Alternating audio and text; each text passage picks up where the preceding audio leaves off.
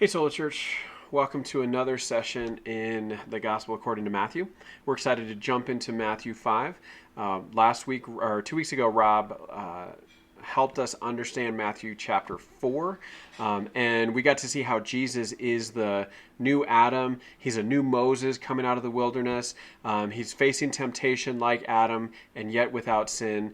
And the ways that those temptations were similar to what Adam and Eve faced and how Jesus was able to overcome them through the power of the Spirit.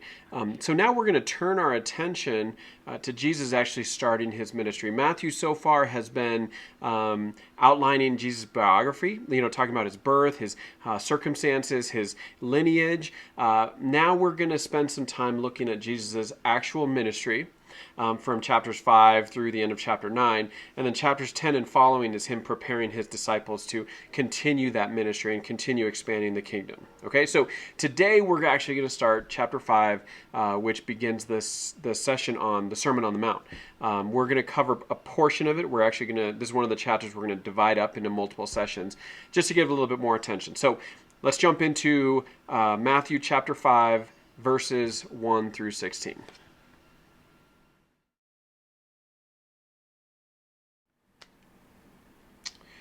Okay, so we're jumping into the sermon itself, and we're going to cover chapter 5, verses 1 through 16 here. So a couple things that we want to understand about the sermon.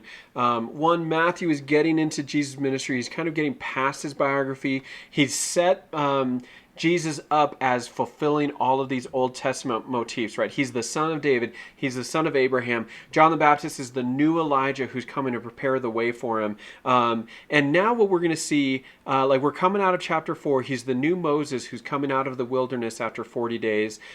He's the new Adam who is overcoming temptation in a way that Adam didn't. And now he's going to go up to the mountain, right? We're in Matthew 5, and it starts out with him. He's seeing the crowds. He went up to the mountain. He sits down. His disciples came to him. Here is a new Moses who is going to deliver the new covenant, the law of Christ here, and set himself up as fulfilling the law of Moses. So one thing we need to understand about the Sermon on the Mount. It appears here in Matthew. It also appears in Luke. It's not exactly the same. What most likely happened, what we think really happened, is instead of like Matthew transcribing an actual sermon that Jesus taught, Matthew is sitting down either by himself with another source that Luke also shared, and they're compiling the important teachings of Christ, right? Here are the key lessons that Jesus consistently communicated, and here's the core of his ministry. All right, so the Sermon on the Mount is most likely a collection of Jesus' most important teachings. So he's presenting Jesus as this new Moses going to the mountain and setting up his new covenant. So the sermon is a presentation of Jesus' moral vision, his ethic. It presents his moral vision and summons us to follow him. This is what McKnight says in his commentary. The sermon is designed to prompt one to make a decision about Jesus. And McKnight sees three elements to this ethical teaching that Jesus has here in the Sermon on the Mount. The first element, and it's interesting because McKnight compares it to other ethical teachings, right? He compares it to virtue ethics, like going back to Aristotle, and utilitarianism, and other ethical systems. And Jesus' teaching doesn't have them. All right, none of them are quite sufficient to encompass what Jesus is delivering here. And there's three dimensions to this ethic. The first is an ethic from above. Okay, so an ethic from above is where Jesus is speaking directly as the voice of God. When we get to the end of the sermon, one of the things that's important to understand is we're going to see when Jesus finished these sayings, the crowds were astonished at his teaching because he was teaching them as one who had authority and not as their scribes. Okay, so there's this ethic from above that this law is being delivered, and not like Moses where he's receiving it from God and delivering it to the people. Here, Jesus is teaching as if he himself has the authority here. Okay, so it is the ethic from above, the law is being delivered from God, and Jesus has that authority to deliver it. So secondly, there's this ethic from beyond, as McKnight puts it. So this ethic from above, God is delivering this teaching in the person of Christ. This ethic from beyond is an ethic that it was an ethic for now in light of the kingdom to come. In other words, there was an eschatological dimension to it. In other words, this ethic doesn't quite make sense unless you believe that Jesus is going to return and set all things right someday. All right, it doesn't make sense to us that you should turn the other cheek and go the extra mile and suffer on behalf of other people. Unless there's this eschatological component to it that Jesus is going to return and set all things right. And what we do now, we are participating in what's ultimately going to come to pass. Right? So there's this ethic from above. There's this ethic from beyond, the eschatological component to it, that a lot of our virtue ethics, a lot of our utilitarianism just doesn't really encompass. And then last of all, there's an ethic from below. And we went through Ecclesiastes. An ethic from below is this wisdom about how to live in God's world in God's way. And McKnight talks about this is a wisdom culture that trusts human observation and through intuition discerns God's intentions for this world. If we only had an ethic from below, that's where we are like Kohelet, like the teacher in Ecclesiastes, where, here's the best way to live because we're not really sure if God is for us or against us. Jesus is going to deliver a wisdom for how we are to live in the here and now, but it is combined with an ethic from above and an ethic from beyond, the eschatological component, so that we can now live rightly in this world as it exists now. Okay, so the three dimensions: ethics from above, delivered by the one with authority; ethic from beyond, that end times component to it, that Jesus will return, set all things right; and ethic from below, like it does entail how we are to live here and now, and how wisdom actually works itself out in the here and now. Hauerwas says this about the sermon: the sermon, therefore, is not a list of requirements. Like, we're going to get into like some sayings of Jesus where like he talks about, you have heard it said, but I say this. Hauerwas says it's not a list of requirements, but rather a description of the life of a people gathered by and around Jesus. In other words, it's not just like, here's how you modify your behavior, but as you live in community and you seek Jesus, here are the ways that it's going to express itself if you're doing it well. Okay? And he's going to start off here with a blessing, with like declaring, here are the people, or here is a group of people on whom God's favor rests. All right, so we're going to step right into the Beatitudes right at the beginning of the sermon.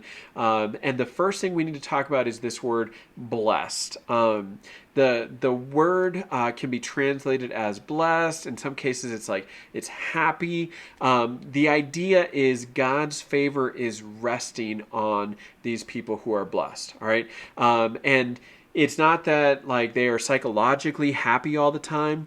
It's not that they are prospering from an earthly perspective.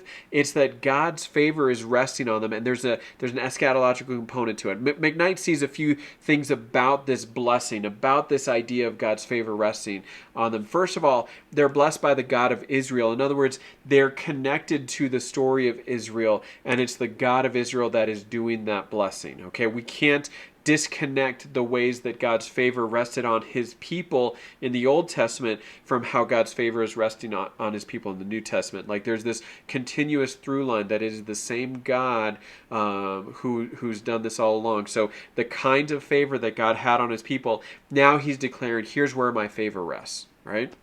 There's a clear eschatological focus to it. In other words, some of these people, it doesn't feel like they're blessed right here, right now. All right?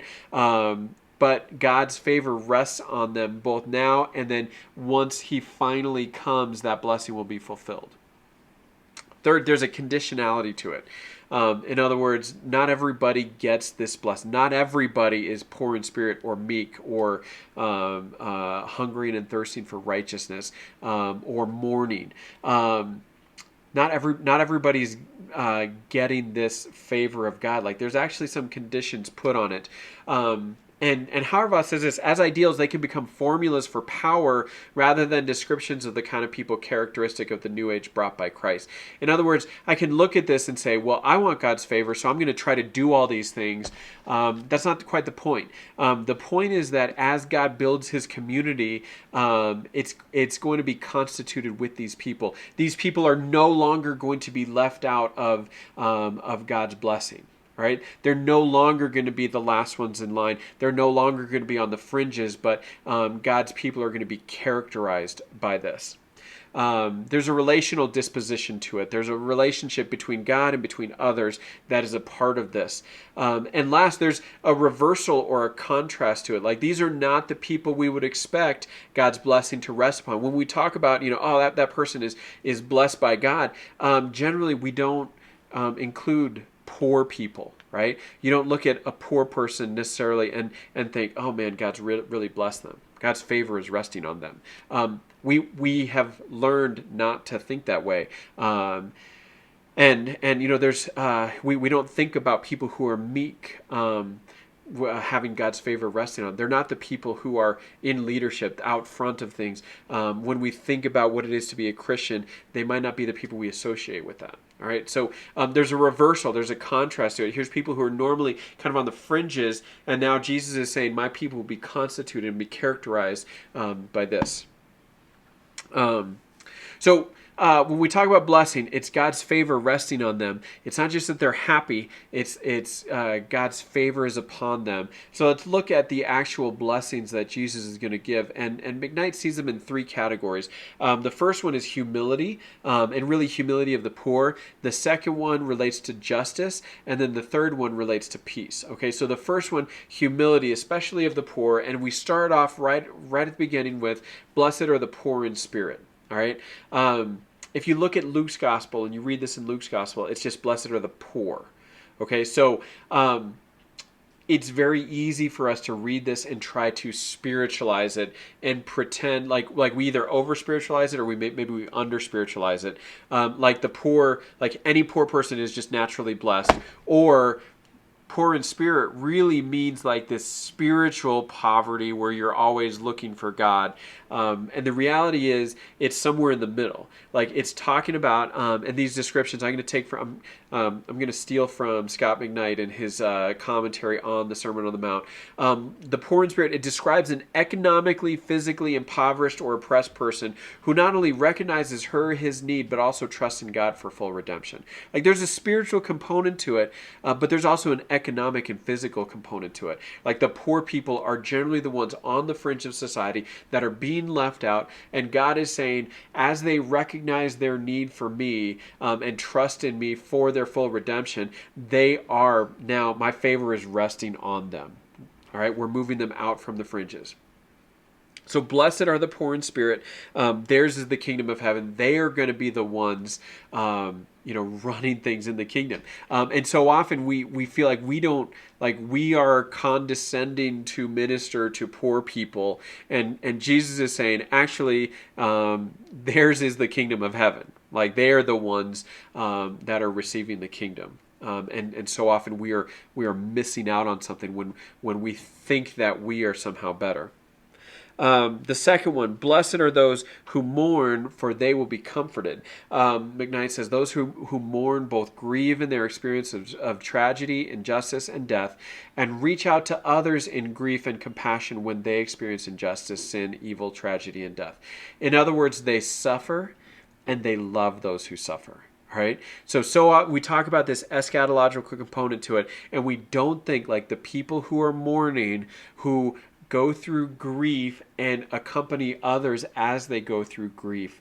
Like that doesn't feel like there's a payoff there. Why would I want to put myself through grief and sorrow? And here Jesus is saying, my favor is resting on those who mourn, and they will be comforted. They will receive comfort from God. So blessed are those who mourn, they will be comforted. Blessed are the meek, for they shall inherit the earth. The meek are those who suffer and who've been humbled, and yet they do not seek revenge, but God's glory and the welfare of others. In other words, rather than enjoying wrath and trying to get back at people who have oppressed them, they are in meekness, understanding that God is the final judge, and seeking the welfare even of their enemies. And the best example, or one of the best examples I've seen of this, was Rachel Denhollander. You can watch this on Athlete A on Netflix, right? There's a doctor who has abused all these gymnasts, and Rachel Denhollander she's the first one who goes on record to say this is what happened, and it needs to stop. And when he's finally sentenced and she gets to speak at his sentencing hearing, it's not like, ha, I won, I got you, I got revenge. It is, I hope that you feel the weight of your sin so that you can then feel the magnitude of God's grace. I hope that you get to experience the forgiveness of God and also my forgiveness, right? That's what meekness looks like. It's not, I am seeking revenge for the ways that you have oppressed me. It's, I am trusting God to be the final judge, and I'm looking out for your welfare in the midst of it. All right, that is something powerful, and the meek are the ones that will inherit the earth. Next, so we see the humility, the poor, the mourners, the meek. They are the ones that theirs is the kingdom. They will be comforted. They will inherit the earth. And then we get into justice. Okay, so blessed are those who hunger and thirst for righteousness. Ignatius says those who hunger and thirst for righteousness are those who love God and God's will, revealed in the Torah as love and justice, with their heart, soul, mind, and strength. All right, so here's one, like, if you don't fit in some of the other ones, here's one that you can fit in. And here's one that hopefully we can all be characterized by. That we hunger and thirst for God's kingdom to come on earth as it is in heaven. We hunger and thirst for God's justice to prevail. We hunger and thirst for shalom and flourishing for all people. And we work in that direction. Like we love God and God's will. We want his will to come in the here and now. And we are working after that. And what does it say? They will be satisfied. Really, they will be filled. They will be overflowing with it. Like you will have, to drink and more than you can drink of it. Like you will get to enjoy it. So blessed are those who hunger and thirst for righteousness. Next, blessed are the merciful. The merciful are those who, because they do to others as they would want done to themselves, and because they've experienced God's merciful love, they empathize and show compassion to others.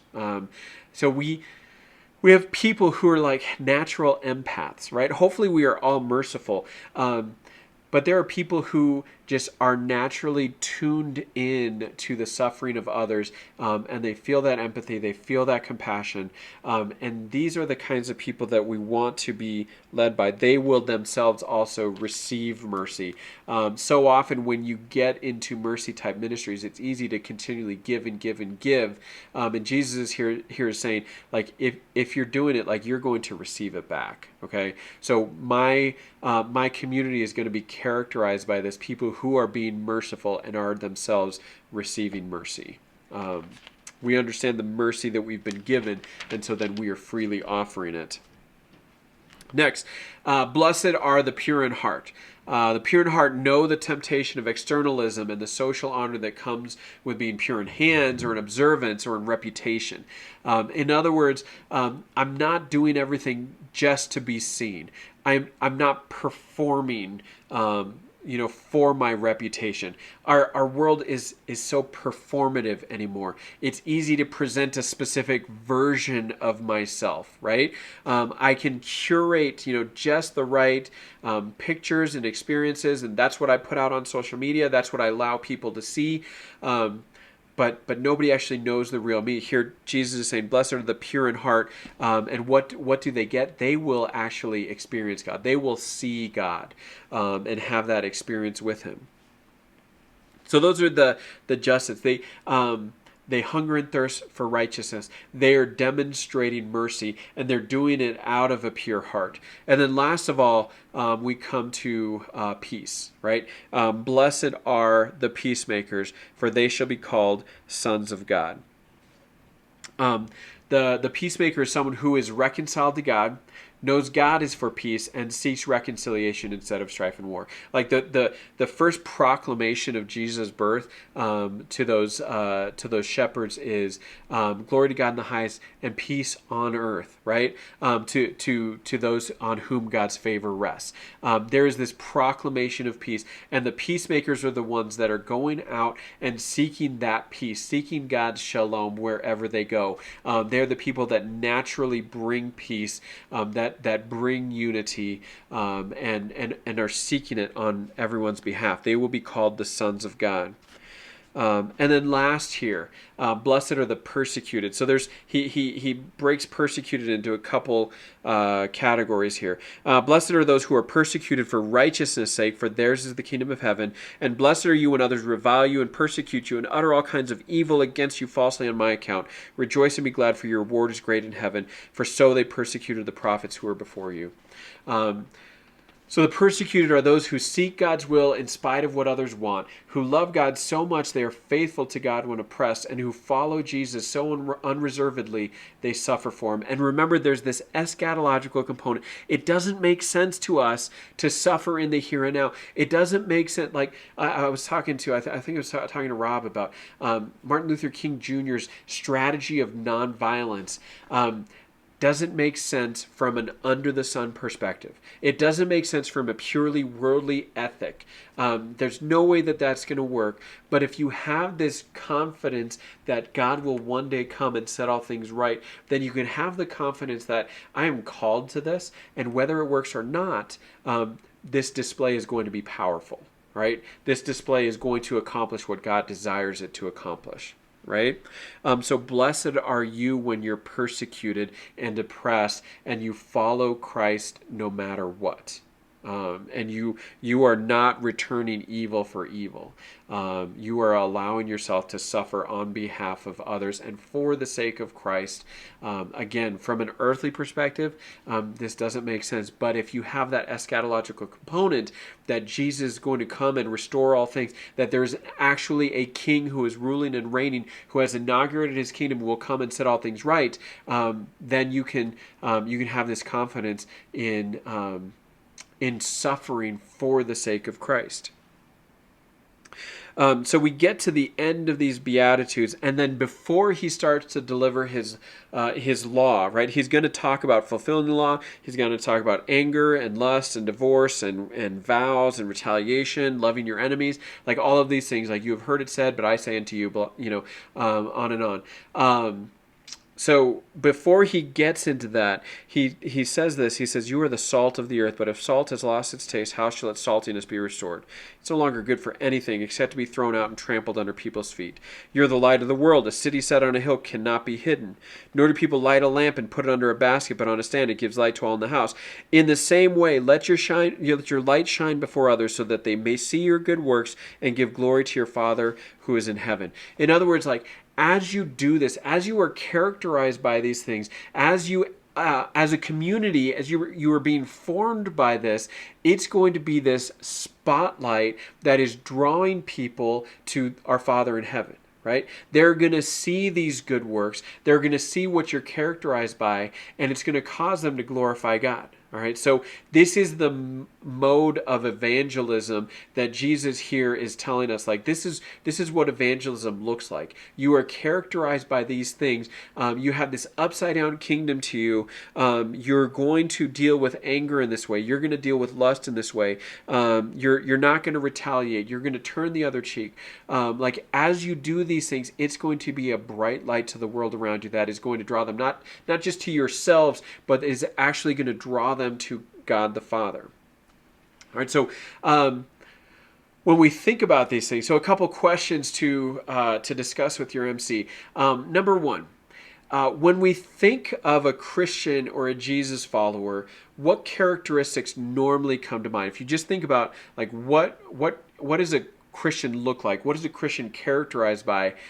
what do we normally think? And how are those similar or different to what Jesus includes in the Beatitudes? Like, does our normal mentality of what we think of, what does it look like to be a Christian? How does that actually conform to what Jesus says, like where God's favor is resting? And secondly, then, what does it look like for our church to be a community that is salt and light in the world? What does it look like for us to be a light or a city on a hill or salt that is seasoning things, that is drawing people's attention to God the Father and not just to ourselves? Like, what does that actually look like in practice?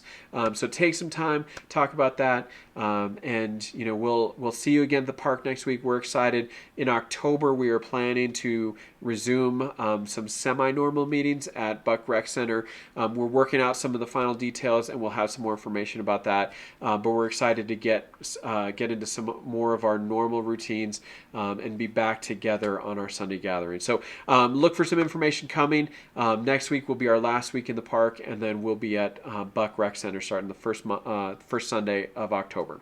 Thank you, guys.